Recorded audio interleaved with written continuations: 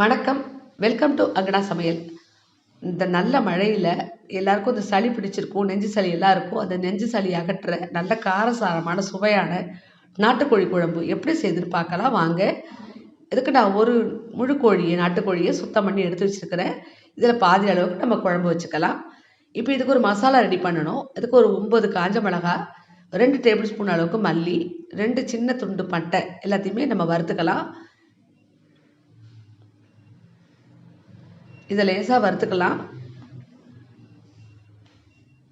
இது கொஞ்சம் வறுத்த பிறகு இது கூட ஒரு 3/4 ஸ்பூன் அளவுக்கு மிளகு சேர்த்துக்குங்க, 1/2 ஸ்பூன் ஜீரகம், 3/4 ஸ்பூன் சோம்பு, இது கூடவே கொஞ்சம் கருவேப்பிலை சேர்த்துக்குங்க. கருவேப்பிலை சேர்த்து அரைக்கும் போது நல்ல மணமாக இருக்கும். கூடவே 2 கிராம்பு எல்லாத்தையுமே சேர்த்து நல்லா வறுத்துக்கலாம். கருகிடாமல் வறுத்துக்குங்க. இப்போ நல்லா வறுபட்டுருச்சு. இதை எடுத்துக்குவோம்.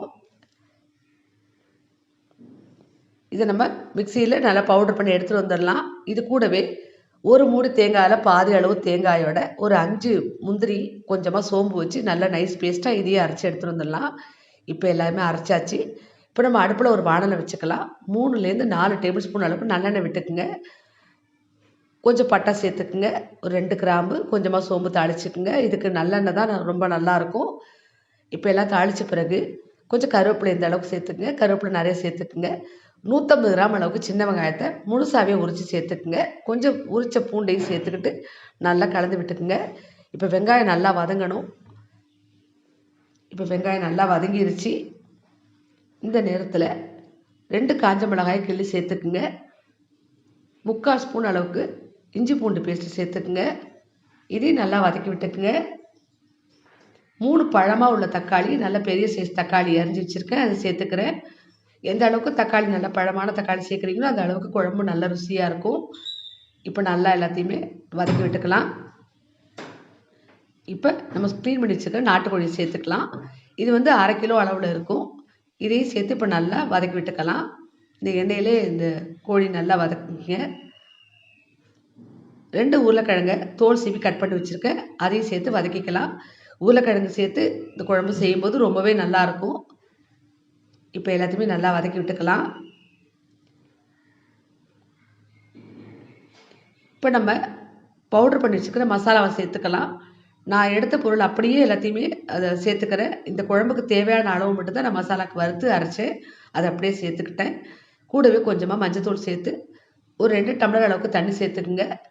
இப்போ நல்லா கலந்துக்கலாம். இதை நம்ம குக்கரில் தான் வேக வைக்க போகிறோம். நாட்டுக்கோழி உங்களுக்கு வேகிறதுக்கு ரொம்ப நேரம் ஆகும். அதனால் குக்கரில் சேர்த்து வேக வச்சுக்கலாம். நல்லா எல்லாமே வெந்து சாஃப்டாக இருக்கும். இப்போ நம்ம அதை குக்கரில் சேர்த்துக்கலாம். இன்னும் கொஞ்சம் தண்ணி சேர்த்துக்குங்க. இப்போ நம்ம அடுப்பில் வச்சுக்கலாம். இப்போ தேவையான அளவு உப்பு சேர்த்துக்கலாம். நான் இந்த அளவுக்கு உப்பு சேர்க்குறேன். நீங்கள் உங்களுக்கு எந்த அளவுக்கு உப்பு தேவையோ பார்த்து சேர்த்துக்குங்க. இப்போ கலந்து விட்டுட்டு நம்ம குக்கரை மூடி வச்சுக்குவோம்.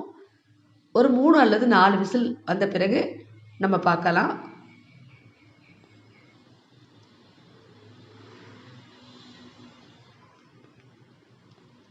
இப்போ நல்லா வெந்துருச்சு பாருங்கள். சிக்கன் நல்லா வெந்திருக்குது.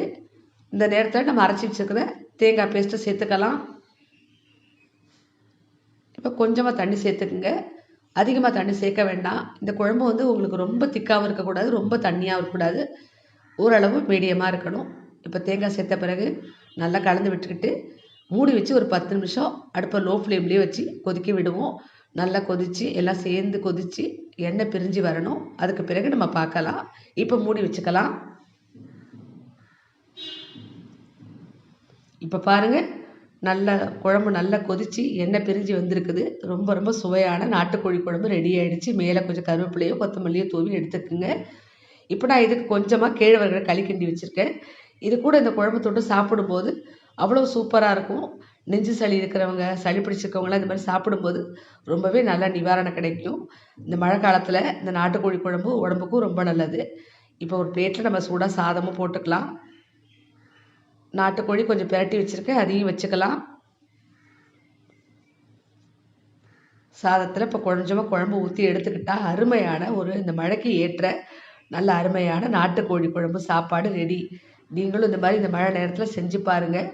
சளி பிடிச்சிருக்கிறவங்களுக்கெல்லாம் நல்ல ஒரு உடம்புக்கு ரொம்ப ஒரு ஏற்ற ஒரு சாப்பாடு இது. நீங்களும் கண்டிப்பாக ட்ரை பண்ணி பாருங்கள். இந்த வீடியோ உங்களுக்கு பிடிச்சிருந்தா மறக்காமல் லைக் பண்ணுங்கள், ஷேர் பண்ணுங்கள், சப்ஸ்கிரைப் பண்ணுங்கள். நன்றி, வணக்கம்.